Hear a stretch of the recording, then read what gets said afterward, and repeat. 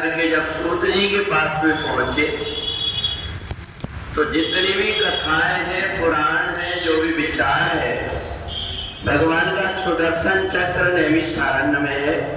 तो इसलिए संत महात्माओं को जो कुछ भी चिंतन साधना करना रहता है वो नैमिषारण्य पहुंच करके और वहां जाकर के साधना करते हैं। तो सूत जी कहते हैं कि हे ऋषियों,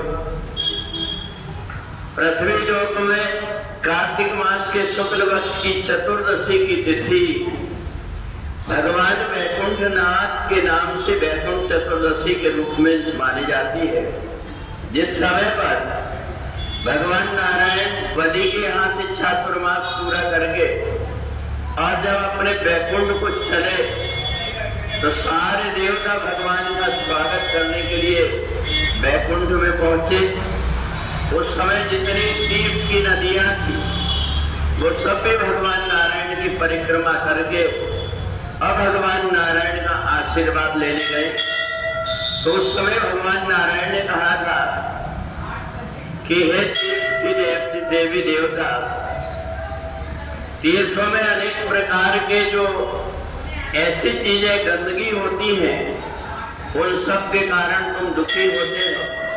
इसलिए मैं तुम्हें वरदान देता हूं कि वैकुंठ चतुर्दशी के दिन जल में जो भी व्यक्ति दीप दान करेगा उससे तुम्हारा सब प्रकार का पाप दूर हो जाएगा और तुम धन धान वैभव से संपन्न होने का आशीर्वाद देना। तो ये जो वैकुंठ चतुर्दशी है, भगवान नारायण का दीप उत्सव सभी ने मिलकर के किया था।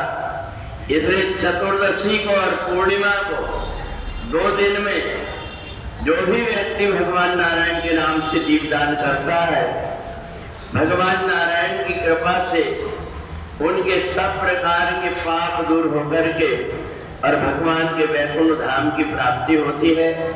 तो इसलिए वैकुंठ चतुर्दशी के दिन जल में दीपदान करने का महत्व है।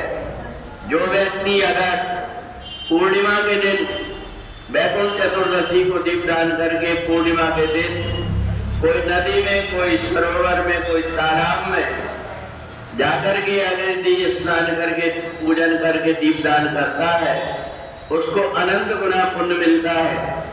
और इसलिए जो लोग किसी कारणवश तीर्थ नहीं पहुंच पाते तो इसलिए साल भर जितनी तीर्थों की नदियां उनके जहां तहां के जल इकट्ठा करके और यहाँ पर हम लोग कुंड में इकट्ठा करते हैं ताकि दीपदान का जो मौका है, आप कोई नदी जाएंगे तो वहां केवल एक ही नदी मिलेगी, परंतु गंगा सागर से लेकर के सभी पवित्र नदियां का जल जो इकट्ठा होता है कुंड में डला हुआ है, जो दीपदान करता है उसके ऊपर भगवान नारायण की कृपा होती है।